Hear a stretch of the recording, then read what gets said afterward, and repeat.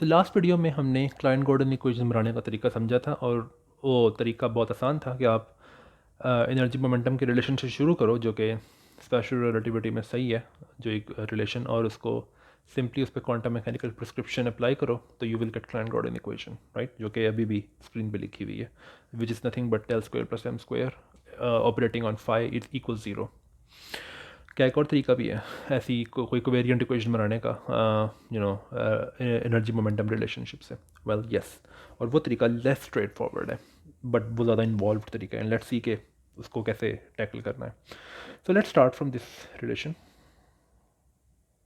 Right. अब आप एक क्वेश्चन पूछ सकते हो कि क्या ये जो राइट हैंड साइड है इसको मैं फैक्टराइज कर सकता हूँ?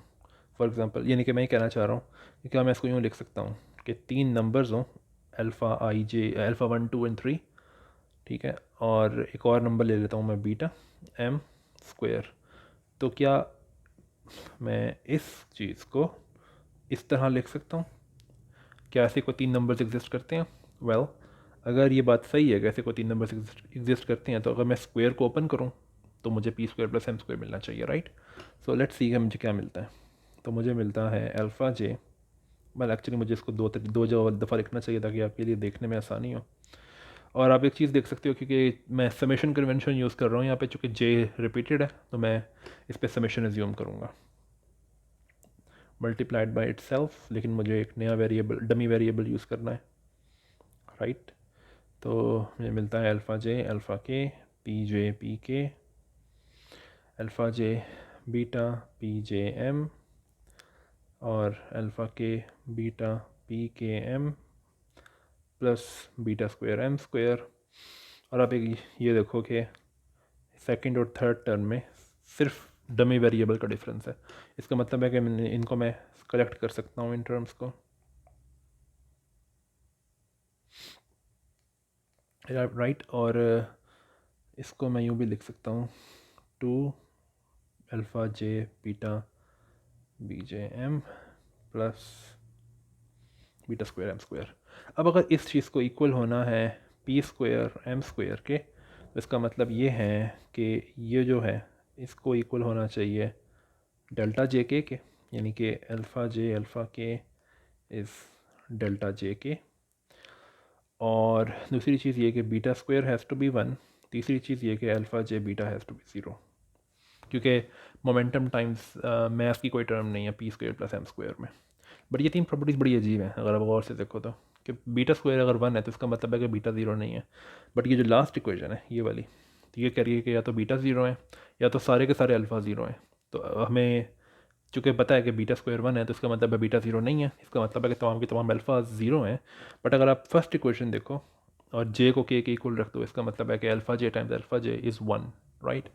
तो अल्फ़ा 0 भी है एक टाइम में और 1 भी है, सो इसका मतलब है कि ऐसे कोई नंबर्स हो नहीं सकते कि वो ये तीनों की तीनों प्रॉपर्टीज़ को सेटिस्फाई कर दें। तो ऐसे कोई नंबर नहीं है, चार एक्चुअली, तीन अल्फ़ा और एक बीटा, जो कि इन तीन प्रॉपर्टीज़ को सेटिस्फाई करें। तो अगर अल्फ़ा और बीटा नंबर नहीं है तो फिर वो क्या है? वेल, एक जो कंटेंडर है, एक जो कम कैंडिडेट है अल्फ़ा और बीटा के लिए, वो है मैट्रिसेस। तो अगर ये मैट्रिसेस हैं अल्फ़ा और बीटा, तो मुझे तो इनके ऑर्डर का ख्याल रखना पड़ेगा ना, क्योंकि यू नो मैट्रिसेस का जो है मल्टीप्लिकेशन ऑर्डर मैटर करता है, लेकिन मैंने ऑर्डर का ख्याल तो बिल्कुल नहीं रखा था। तो एक काम करते हैं, दोबारा से एक्सपेंशन करते हैं, लेकिन इस बार ऑर्डर का ख्याल रखेंगे।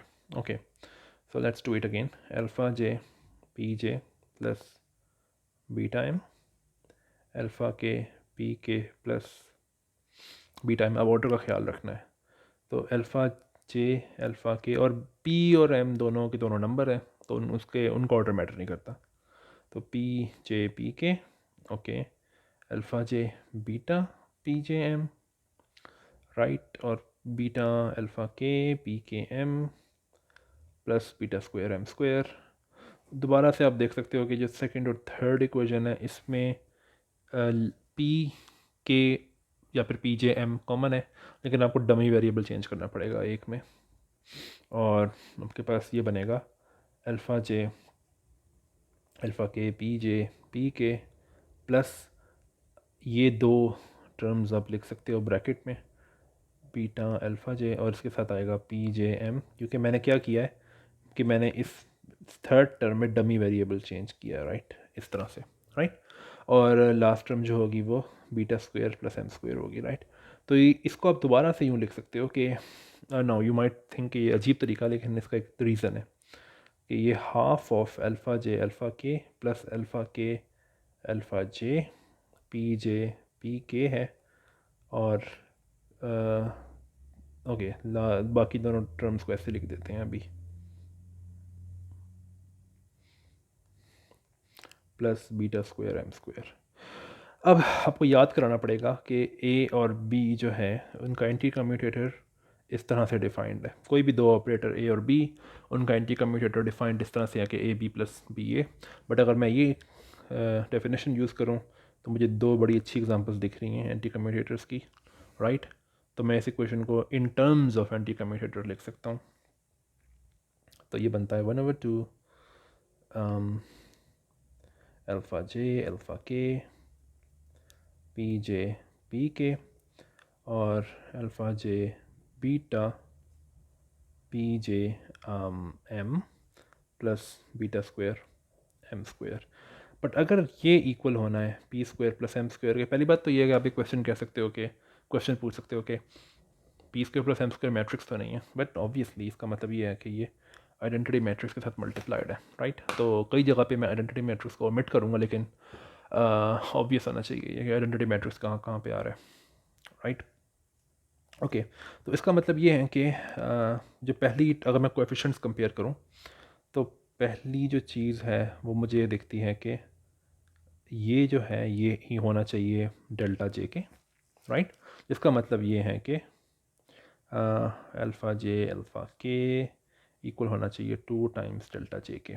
ओके, दूसरी बात ये कि चूँकि ये वाली टर्म तो है ही नहीं, ये वाली टर्म, ये जो पी जे टाइम्स एम है, इसका मतलब है कि इसका कोएफिशिएंट ज़ीरो है, राइट। इसका मतलब ये है कि अल्फ़ा जे beta zero, simply zero. Last चीज़ ये है कि बीटा स्क्वायर इज़ 1। तो ये तो मैं पहले भी दिखा था। 1 का मतलब ऑब्वियसली क्या है, आइडेंटिटी मैट्रिक्स, राइट। और इसी तरह से यहाँ पे भी आइडेंटिटी मैट्रिक्स आएगा, लेकिन मैंने लिखा नहीं है। ओके, तो इस तरह के हमें 4 मैट्रिक्स चाहिए जो कि ये 3 प्रॉपर्टी सेटिस्फाई कर सकें।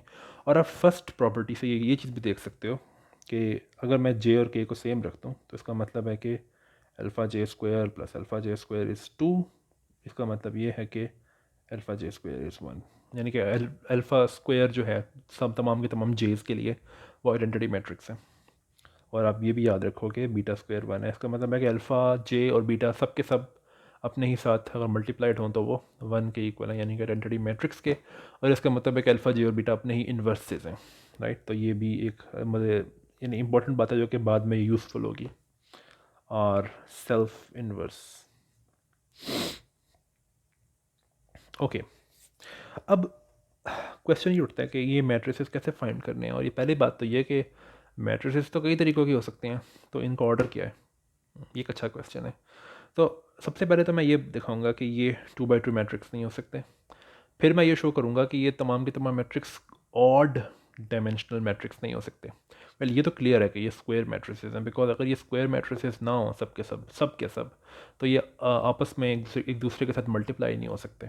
और इन सब का ऑर्डर इसलिए सेम भी होना चाहिए, राइट। तो ये एक इम्पॉर्टेंट पॉइंट है। And beta are square matrices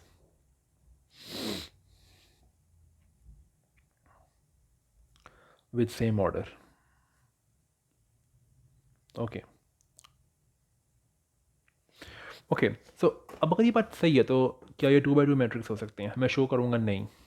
क्या ये 3x3 हो सकते हैं? मैं शो करूँगा 3x3। तो क्या ये कोई भी ऑड नंबर डायमेंशनल, यानी कि 3x3 या 5x5 या 7x7 नहीं हो सकते? तो फिर हम देखेंगे कि जो लोएस्ट डायमेंशनल पॉसिबिलिटी बचती है वो 4x4 मैट्रिसेस की है। तो सबसे पहले प्रूफ ये करते हैं कि ये 2x2 नहीं है।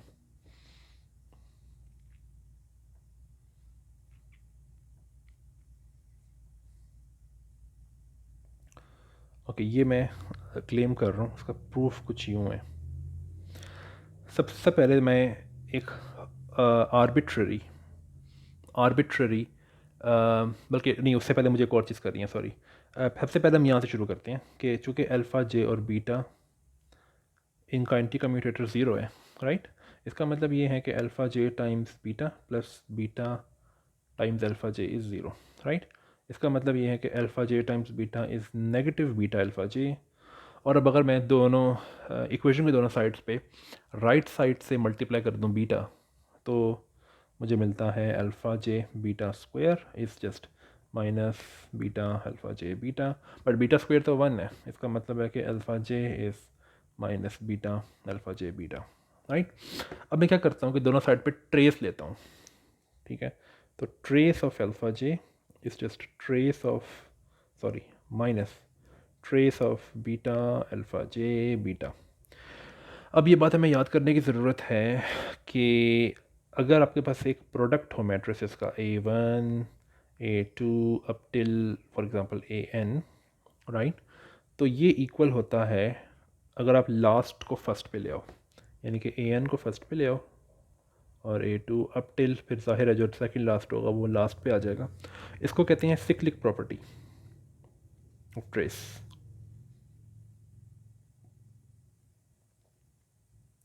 राइट। अब अगर आप ये प्रॉपर्टी इस पे लगाओ यहाँ पे, राइट, सो लेट्स सी के क्या बनता है। तो आपके पास बनेगा trace of alpha J is just minus the trace of beta square alpha J, okay. तो इसका मतलब है कि ट्रेस ऑफ अल्फ़ा जे, लेकिन दोबारा से बीटा स्क्वायर वन है, इसका मतलब है कि ट्रे minus the trace of alpha J, जिसका ये मतलब है कि trace of alpha J is just zero. That's very important, okay. तो दोबारा से हम यहाँ पे जाते हैं, यहाँ से, और यहाँ से आपको याद होगा पहले मैंने ये किया था कि मैंने राइट साइड से बीटा मल्टीप्लाई कर दिया था। अब मैं लेफ़्ट साइड से अल्फ़ा जे मल्टीप्लाई करता हूँ, तो देखते हैं क्या होता है।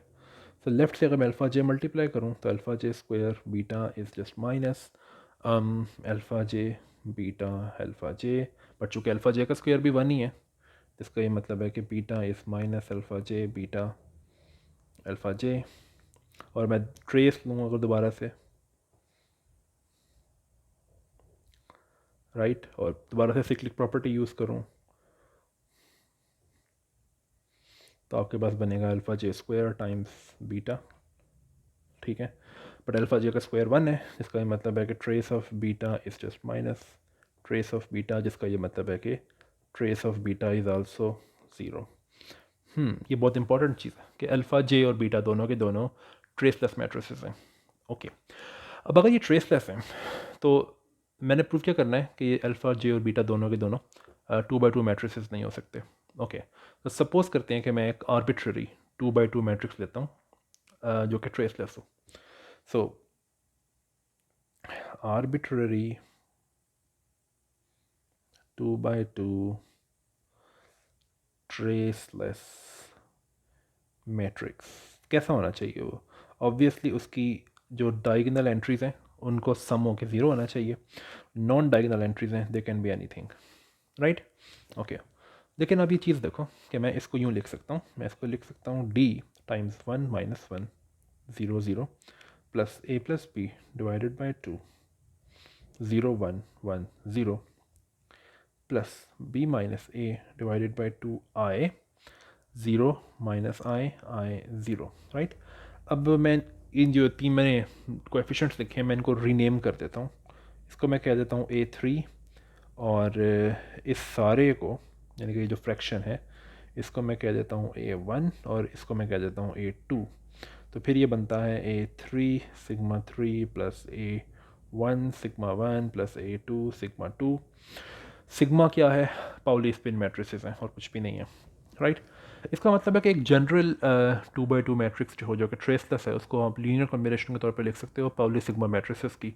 इसका मतलब ये है कि ऐसा कोई चौथा मैट्रिक्स नहीं है जो चौथा मैट्रिक्स यानी कि पाउली सिग्मा मैट्रिसेस के अलावा कोई चौथा मैट्रिक्स जो कि 2x2 हो लेकिन ट्रेसलेस हो, राइट। क्योंकि हमें तो चार चाहिए ना, हमें तो तीन अल्फ़ा चाहिए और एक बीटा चाहिए। इसका मतलब है कि अल्फ़ा और बीटा जो है वो 2x2 मैट्रिसेस नहीं हो सकते हैं। So that concludes the proof, right? So there is no fourth matrix. There is no fourth traceless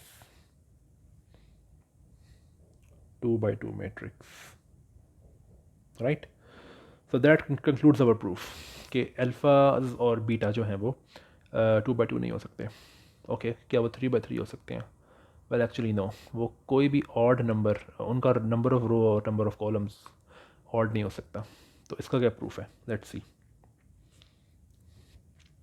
सो क्या कहना चाहिए, नंबर ऑफ रोज या फिर columns of alpha J's and beta isn't odd.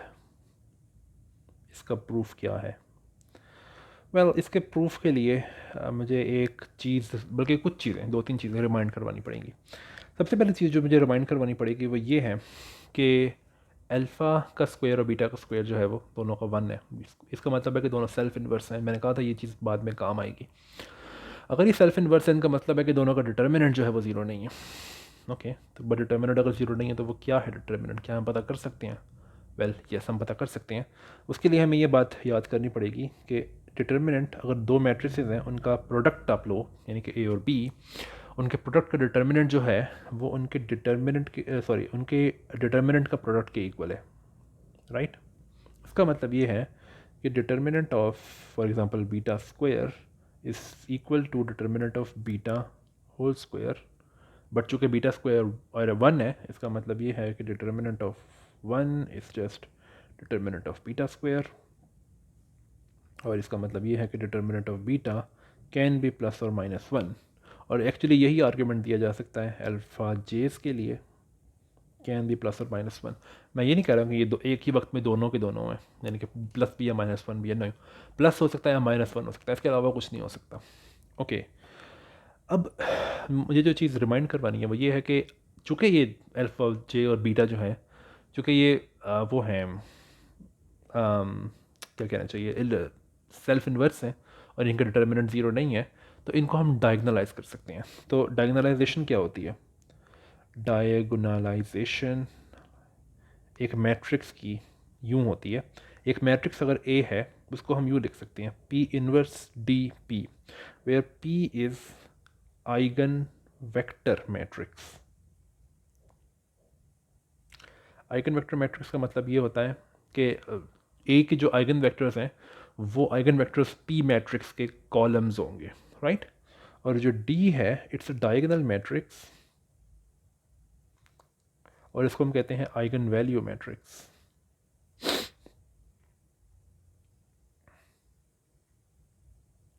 Right तो आइगन वैल्यू मैट्रिक्स क्यों कहते हैं? पहली बात तो ये है कि डी डायगोनल है. इसका मतलब है कि इसकी सिर्फ डायगोनल में नॉन ज़ीरो एंट्रीज होंगी.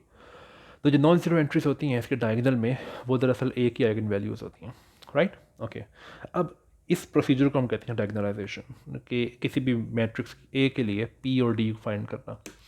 अच्छा अब यहाँ पे दो क्रूशल चीज़ें हैं. पहली चीज़ तो ये कि पहले देखते हैं कि ए का ट्रेस क्या है.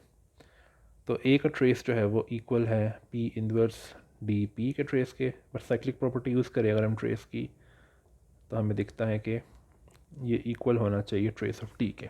इसका मतलब है कि डायगोनलाइजेशन में ट्रेस चेंज नहीं होता. दूसरी चीज़ ये कि आप ये देख सकते हो कि इसमें ए का डिटर्मिनेंट क्या है. वेल ए का डिटर्मिनेंट दोबारा से अगर हम यूज़ करें कि डिटर्मिनेंट जो प्रोडक्ट का होता है that is equal to the product of determinants. तो that is nothing but this. अब चूँकि डिटर्मिनेंट तो नंबर हैं तो उनका ऑर्डर मैटर नहीं करता, तो मैं इसको यूँ लेकर आ सकता हूँ यहाँ पे और इनको मैं मिला दूँ अगर डिटर्मिनेंट ऑफ डी और पी इनवर्स पी तो खैर आइडेंटिटी मैट्रिक्स है. डिटर्मिनेंट ऑफ डी और आइडेंटिटी मैट्रिक्स का डिटर्मिनेंट 1 है, जिसका मतलब है कि डिटर्मिनेंट ऑफ डी आएगा. इसका मतलब है कि ए और डी का डिटर्मिनेंट भी सेम है. सो ए और डी का ट्रेस भी सेम है, ए और डी का डिटर्मिनेंट भी सेम है, राइट? अच्छा अब हमें ये पता है कि एक डायगोनल मैट्रिक्स जो होता है ना, और बल्कि एक और चीज़, इसका मतलब ये है कि अगर मैं अल्फ़ा जे को डायगोनलाइज करूँ, सपोज़ करो मैं इसको डायगोनलाइज करता हूँ, राइट? तो अल्फ़ा जे का जो डिटर्मिनेंट है वो इक्वल होगा डिटर्मिनेंट ऑफ डी के. बट अल्फ़ा जो का डिटर्मिनेंट है तो प्लस या तो माइनस वन हो सकता है, right? It can be plus और माइनस वन, तो it is determinant of D. But हमें ये बात याद रखनी पड़ेगी कि एक कोई भी ऐसा डायगोनल मैट्रिक्स अगर हो तो उसका जो डिटर्मिनेंट होता है वो सिंपली उसके डायगोनल एंट्रीज का प्रोडक्ट होता है, राइट? तो अगर हमें कोई डायगोनल मैट्रिक्स अगर हमारे पास है, उसका डिटर्मिनेंट अगर प्लस या माइनस वन है, तो इसका मतलब ये है कि इसकी हर डायगोनल एंट्री जो है वो क्या होगी, प्लस या माइनस वन, क्योंकि ऐसे कोई और नंबर्स नहीं है जिनको आप मल्टीप्लाई करवाओ सच दैट के इन दोनों में से कोई भी नंबर या फिर कोई एक नंबर भी ऐसा हो जो कि प्लस और माइनस वन के अलावा कुछ और हो और आपको आंसर प्लस या माइनस वन मिल जाए। मैं कह ही रहा हूँ कि अगर आपके पास डायगोनल मैट्रिक्स है फॉर एग्जांपल इस तरह D1 D2 up till Dn, right? और हमें ये पता है कि इनका जो प्रोडक्ट है ये या तो प्लस है या तो माइनस वन है, तो इसका मतलब है कि D1 से लेकर Dn तक हर नंबर या तो प्लस वन है या माइनस वन है। इसका मतलब ये है कि जो ए आई के सॉरी ए अल्फ़ा जे के जो corresponding diagonal element diagonal matrix होगा उसमें जो डायगोनल एंट्रीज हैं they are either plus one और माइनस वन, और यही आर्ग्यूमेंट आप बीटा के लिए भी कर सकते हो, राइट? तो मैं कह ये रहा हूँ कि अगर आप अल्फ़ा जे को डायगोनलाइज करो, राइट, मैं बल्कि इसके ऊपर भी कुछ ये डाल देता हूँ आर्ग्यूमेंट्स, सब्सक्रिप्ट, लेकिन यहाँ पे समेशन नहीं हो रही है जे के ऊपर। तो मैं कह ये रहा हूँ कि has J has diagonal entries equal two plus one या माइनस वन, और एक्चुअली यही काम आप बीटा के साथ भी कर सकते हो।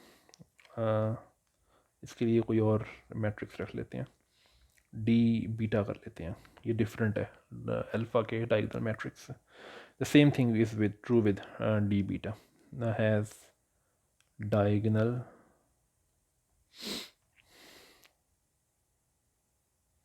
एंट्रीज प्लस और माइनस वन। दूसरी चीज़ ये कि चूँकि हमने ये देखा था कि the trace doesn't change, trace is the same, तो हमें तो पता है कि अल्फ़ा जे और बीटा दोनों के ट्रेस ज़ीरो हैं, both of them are traceless matrices. इसका मतलब ये है कि जो डायगोनल मैट्रिसेस हैं डी जे और डी बीटा, उनमें प्लस वन और माइनस वन इक्वल अमाउंट्स में है, क्योंकि अगर ऐसा ना हो तो ट्रेस कभी ज़ीरो नहीं हो सकता इसका, क्योंकि जो डी जे और डी बीटा हैं दोनों के ट्रेस जो हैं वो अल्फ़ा जे और बीटा रिस्पेक्टिवली के इक्वल होने चाहिए, इनके ट्रेस के इक्वल होने चाहिए, बट अल्फ़ा जे और बीटा के ट्रेस तो ज़ीरो हैं, right? So since trace of alpha J is zero, it means that trace of D J is zero, और यही चीज़ जो है ये बीटा के लिए भी सही है। इसका मतलब है कि डी जे के लिए भी ये बात सही है और डी बीटा के लिए भी ये बात सही है कि they have plus one and minus one in equal amounts, ताकि वो एक दूसरे को कैंसिल कर सकें। बट अगर ये बात सही है कि प्लस वन और माइनस वन इक्वल अमाउंट्स में है, तो इसका मतलब ये है कि D should be a square matrix which is even dimensional, और चूँकि डी का जो ऑर्डर होगा वही ऑर्डर ए का है, या सॉरी जो फॉर एग्जांपल डी जे का ऑर्डर होगा वही ऑर्डर अल्फ़ा जे का है, और जो डी बीटा का ऑर्डर होगा वही ऑर्डर बीटा का है। इसका मतलब ये है कि अल्फ़ा जे और beta have to be even dimensional matrices, therefore alpha J और बीटा जो हैं वो ऑड डायमेंशनल नहीं हो सकते। सो इसका मतलब ये है कि D J and hence alpha J and d beta and hence beta have to be even dimensional।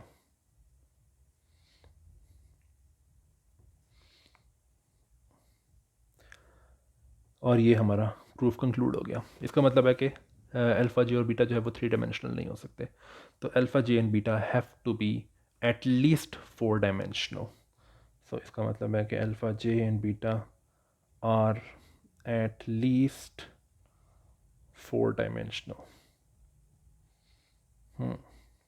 Okay, तो इसका मतलब है कि अल्फ़ा जी और बीटा जो हैं वो 4 डायमेंशनल मैट्रिसेस हैं एट लीस्ट। बट ये मैट्रिसेस हैं क्या, ये हमें अभी नहीं पता। सो इन मैट्रिसेस को यूज़ करके, वेल एक्चुअली इन मैट्रिसेस की एक से ज़्यादा चॉइसेस हैं, हम देखेंगे। अगर उनमें से एक चॉइस हम यूज़ करेंगे अपनी स्टडी के लिए, इन मैट्रिसेस को यूज़ करके हम एक और हम एक और क्वांटम मैकेनिकल इक्वेशन बना सकते हैं जो कि कोवेरिएंट होगी, और उस इक्वेशन को हम कहेंगे डिराक इक्वेशन। बट वो इक्वेशन हम नेक्स्ट वीडियो में बनाएंगे।